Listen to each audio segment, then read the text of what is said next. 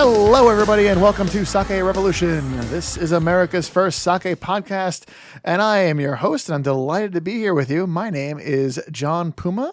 I am from the Sake Notes. I'm also the administrator over at the Internet Sake Discord, and also I am the guy who runs the r/sake community over at Reddit. And I'm your host, Timothy Sullivan. I'm a sake samurai, I'm a sake educator, as well as the founder of the Urban Sake website. And every week, John and I will be here tasting and chatting about all things sake and doing our best to make it fun and easy to understand. Tim, welcome back to another show. I got to say, pulling back the curtain, I've been on vacation. Have you really? I have. I've been on vacation. I've been away for a little bit. We haven't recorded an episode in a little while. Like I got back into it. We got my recording sea legs back, I think. Is that the right word? That's probably not the right word. But yeah, it's nice to be back here. Nice to see your smiling face. John, you look really refreshed from your vacation. Do you feel well rested and rejuvenated?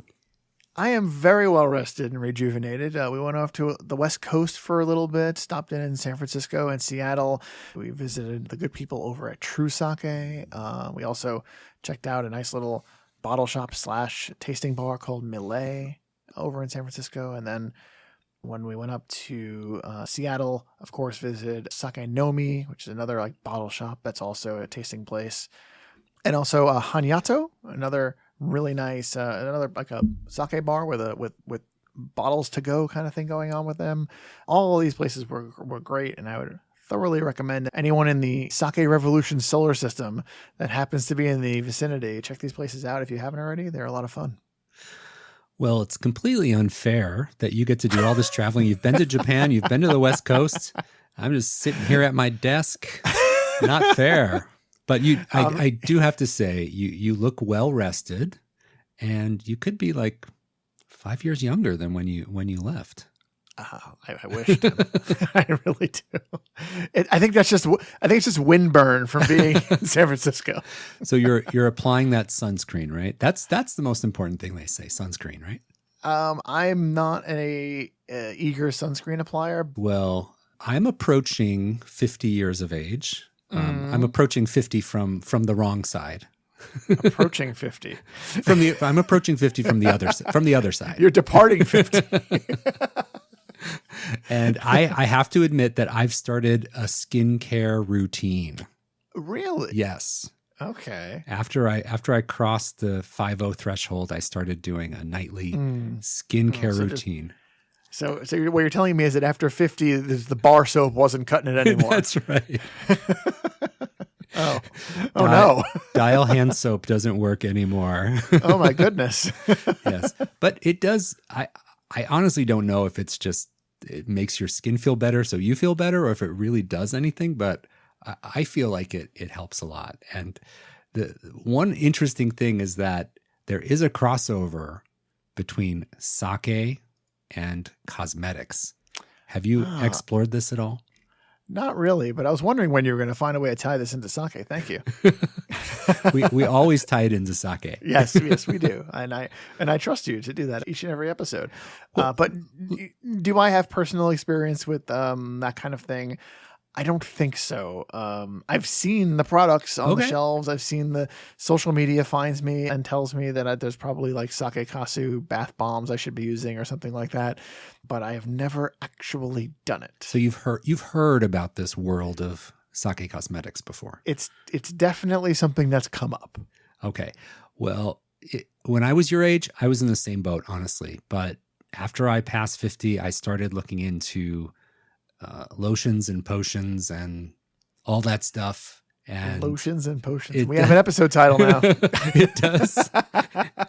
It does help you feel better about your skin, and when you touch your own face, it does feel softer. So I'm a convert, honestly. So I wanted to talk to you about cosmetics and about sake cosmetics and this whole idea of, using sake as a beauty regimen. And there's a couple stories that are so pervasive. If you read any marketing related to the use of sake or sake products as cosmetics, there's two stories you're going to hear. Let me know if you've heard either of these. Okay, these I'm tall tales. I'm crossing my fingers. I'm ready. So the first one is like the general story of like geisha in Kyoto using sake as a toner or as a bath oil, or dousing themselves in sake as a beauty regimen. Have you ever heard of that before? Just Liquid just sake. liquid sake, and Yes. just kind of put it on your hands. And, Yes. No, Splashing. I've never heard Okay. that one. No. Well, that's one Splashing it on. often quoted in marketing. And the other one is that toji, or master brewers who have their hands in koji all the time, have like 80-year-old grizzled faces, but their hands look like a 30-year-old because the enzymatic action of the koji keeps their skin young. It's always in mixing in the koji. Have you ever heard that one? I have heard. I've heard that from brewers before. And I'm like, look, my hands. Yes. Yes, I've definitely heard that before. Yeah. Well, those are the two kind of main stories that you hear when it comes to the use of sake or sake ingredients to make yourself more beautiful. And I don't know if they're really true, but it is the basis for a lot of the sales that happen with sake cosmetics. And I wanted to break down the three areas that people use sake in beauty products. Now, the first one is what we were describing with that the geishas were doing. You take liquid sake, just the regular sake, and you use that in some way. And the way that that's most often used is just you put sake into your bath water, and you take a bath in water and sake. Or you splash your face with sake and use it as like a toner.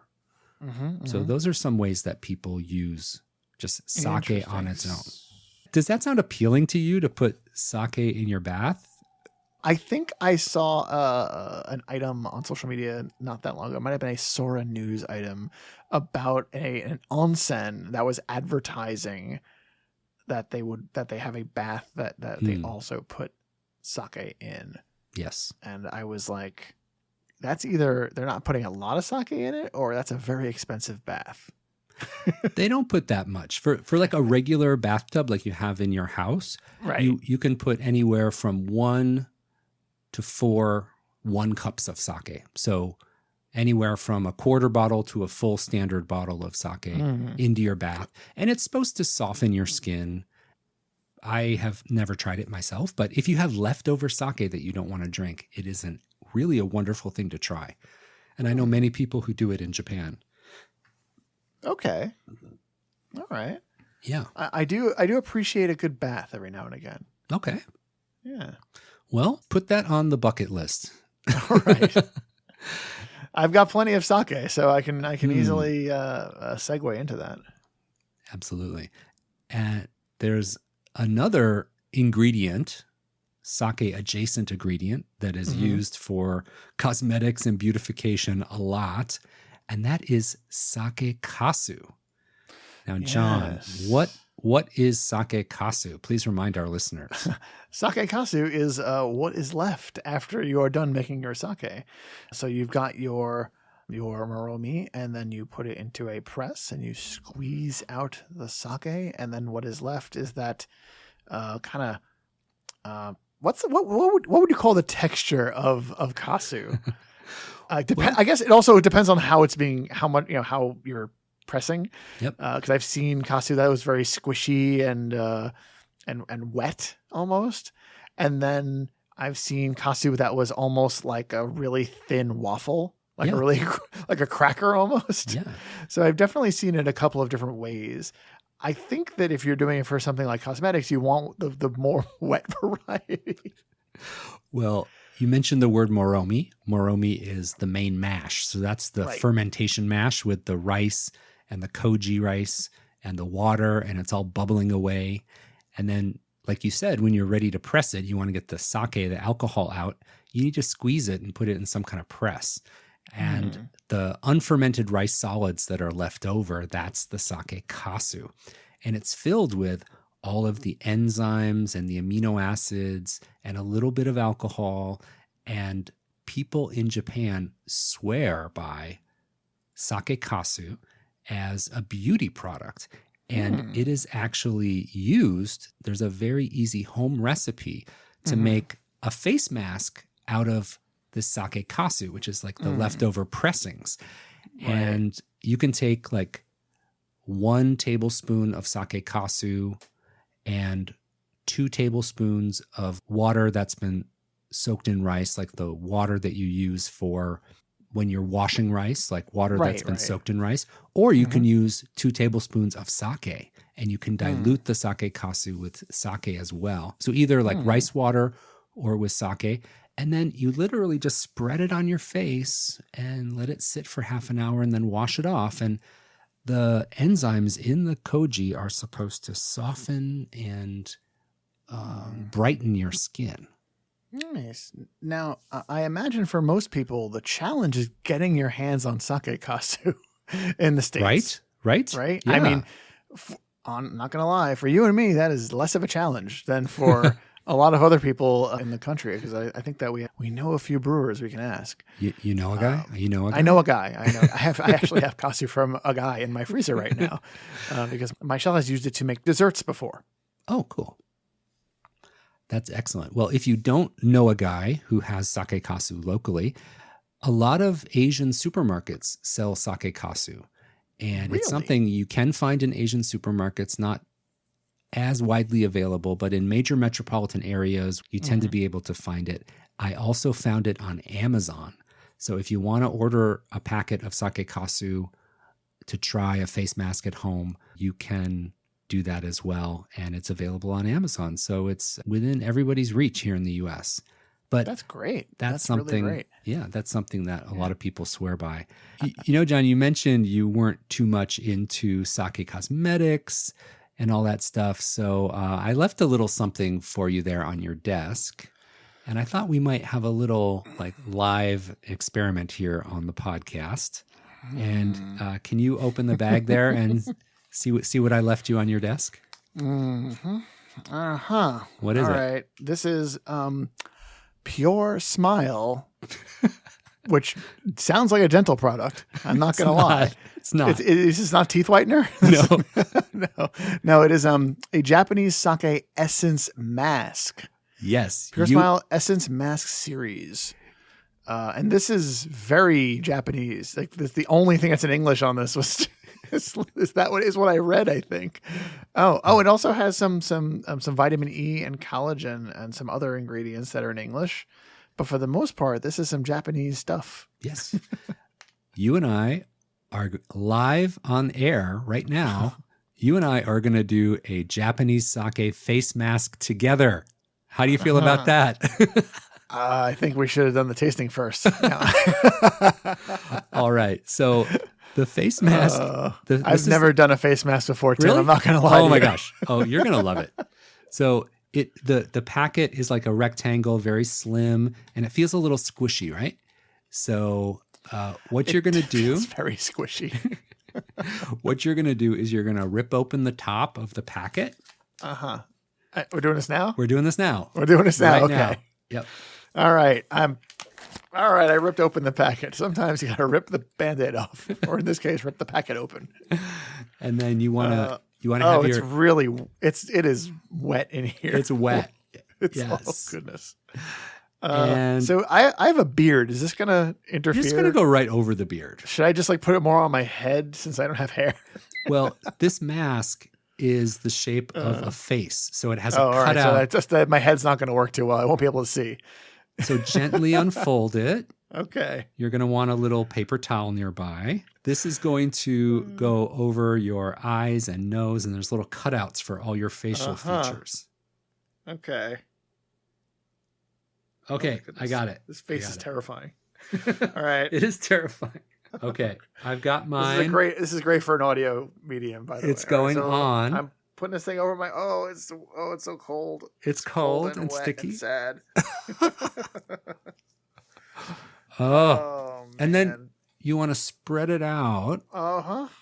Okay, so John, we have to post. So Tim, it occurs to me that it might be difficult for us to taste sake with this thing on. Okay. Oh, geez. So this contains Japanese sake, and it contains some moisturizers and vitamin E. Yes. And we're supposed to let this hang out on our face for about 10 minutes. 10 minutes? Yes. You don't say. So while the sake mask is doing its magic, we have a few minutes to kill. So I wanted to talk about one other ingredient in sake that if you look at any other sake cosmetics, not what we have on our face right now, but if you look at like moisturizers or serums or anything that is sold commercially that says it's a sake product for beauty, there's one thing that they often talk about, and that's kojic acid.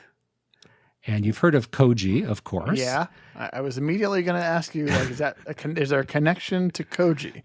But I'm glad you beat me to it. Yes. So kojic acid is a type of acidity that's produced during the sake fermentation. And it's something that inhibits the formation of melanin in the skin. So it's used as what they call a brightener, or, it helps brighten skin.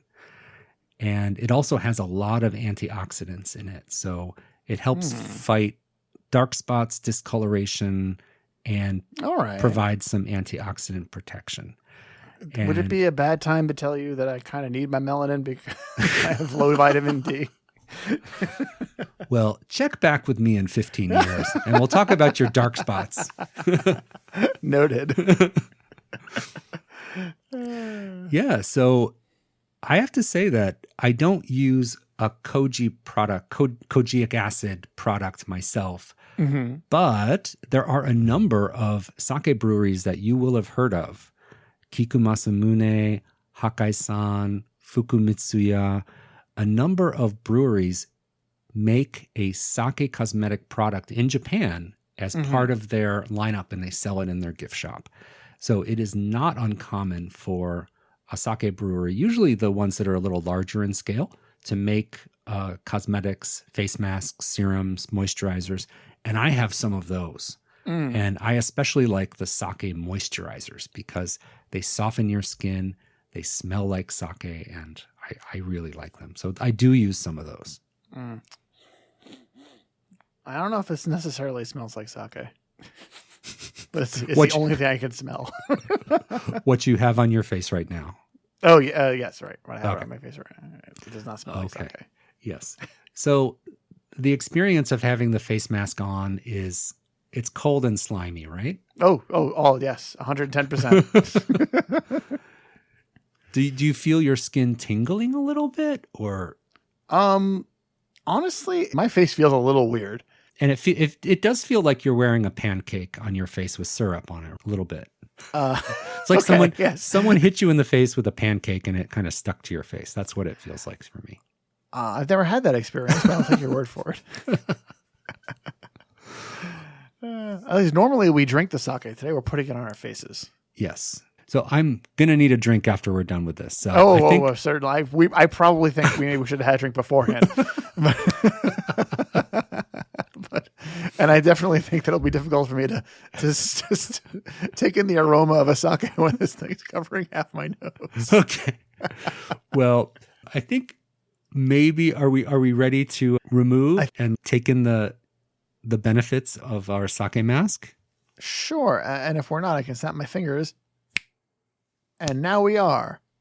All right. So it's been our 10 minutes.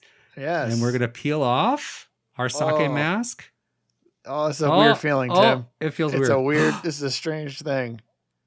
Now your skin is going to feel moistened, and I'm just going to rub it in a little bit. I'm gonna. Should I pat my face down a little bit? Yeah, you can pat it down. I'm just rubbing it in like a moisturizer. Rub it in like a moisturizer or a sunscreen. Pretend my shell is giving you sunscreen. Maybe we should have called my shell in for this. Too late. Yes. I feel refreshed, and my skin does feel softer. So touch your skin. It should feel softer and bouncy. No? Well, so the nice thing about this is it only went up apart, it was only on my forehead, so I can kind of easily Can you tell the difference? I can easily tell the difference from the part of my head, So your upper forehead, the part of my bald head where the mask was versus the part of my bald head where the mask was not. And So- yeah, it's got more. It is definitely moister. yes. So So definitely your a lot of yeah. so your upper forehead is My upper before. forehead is dry. My upper forehead Lower is dry. forehead My is lower forehead after. is moist. Yes, and it is. It's soft. It's very soft actually. My skin is quite soft. right. So that's kind of the whole point. I Yeah. will say I was skeptical audibly through this entire process, and I will say that I do feel my skin is very, very soft right now. The parts that had it on it are very soft. The Yeah. parts that did not are the same old bar soap skin. So, Well, I'll take that. I'll take that. It was I wasn't sure we were going to get through the whole 10 minutes, but we did it. we did it. We did. Now I don't know about you, Tim, but I could use a drink. I need a sake too. Now, John, I picked a sake that we've had on the show before that I thought would be thematically appropriate Yes. for an episode where I shanghaied you into trying sake cosmetics. Yes. The sake we're going to taste today is a sake we featured back in episode 87. That was our 2021 year recap episode. And I brought the Toyo Bijin Junmai Ginjo Karakuchi, which is known in English as Asian Beauty. So I thought that would be an appropriate for our cosmetics episode. I think, is that a pun? No, Did we just experience a pun in our sake tasting option? no. Now I will say that during that episode you tasted this. I have never tasted this on you the did air. I not. don't think. That's I don't- right. Yeah, I had a different sake that time because we did a little bit of a potluck. But this is a great sake that I am a big fan of. I just haven't had it in a really long time. Yeah. Well, let's get it into the glass and get our ASMR All right. Well, second. while we pour, I'll talk a little bit about it and let everybody at home know what we're drinking. This is the Toyo Bijin Junmai Ginjo Karakuchi. Tim mentioned the term we like to use for this one in the West is Asian Beauty. It is from Yamaguchi, another fine sake product from Yamaguchi. Tim, do they make any beauty products at this brewery? I don't think they do, but Uh-oh. that would not stop me from trying a little Toyo Bijin 1 cup in my bath. There you go. I would do that. All right, let's hear the stats. All right, so again, the brewery here is Sumikawa Shuzojo, easy for me to say. The rice type on display here is Yamada Nishiki, and it has been milled down to 55% of its original size. They're looking to make good on that Karakuchi name, so this is plus 15 on that sake meter value, the measure of dryness to sweetness. That's pretty dry. And as we've talked about in the past, Karakuchi is what they call dry sake, usually very dry sake if they're going to put that on there.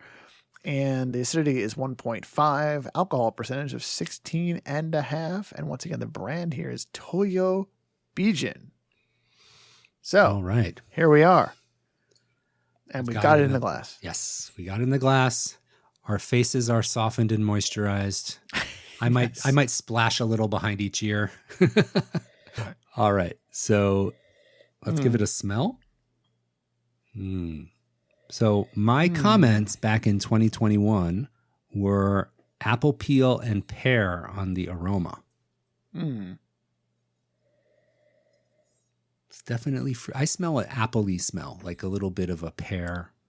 I got a faint appley smell. Pear is actually dead on, I think. Yeah. And you know how you can sometimes, especially when you've been around sake, but you can like smell when something's going to be dry. And it has that. It doesn't smell like it's going to be a plus 15 dry. So very curious to see how it's going to turn out. This is 1.5, so it's relatively low acidity. Not too low, but relatively low acidity. So maybe things will balance out a little bit. I'm going to give it a taste. It does taste dry. Oh, wow. It's drier than I remember it from 2021. It is a lot drier than I remember it, and I couldn't tell you. I think the last time I had this was like pre-pandemic. Yeah. I mean, I always remember liking it, and I still do. It is but it is drier than I remember. And I think that in the past when I've had it, maybe the fruit counteracted the dryness a little bit. And here the fruit is coming across a little bit more subdued to me. What do you think?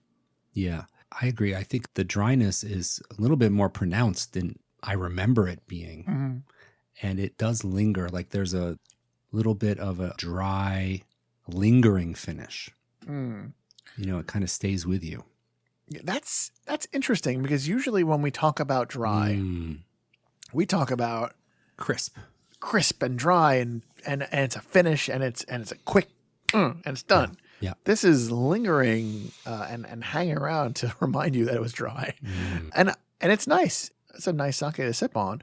I think this is a nice sake to sip on with some food though, as often is the case with dry sake is.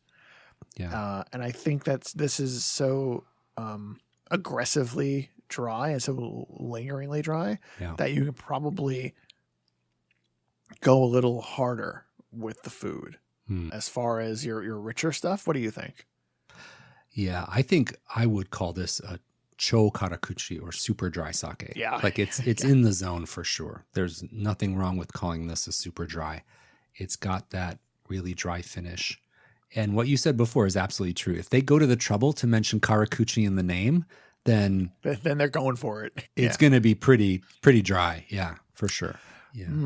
Yeah. I think when I have this, like the first thing that popped in my head was like richer Asian foods. Like honestly, I don't want to sound too basic, but too late. I would like to have this with Chinese takeout. Yeah, that's awesome. I was, when you said that, I was thinking like Thai food. Oh, that sounds great too. Yeah. That sounds really, like really pad thai. fantastic. Yeah.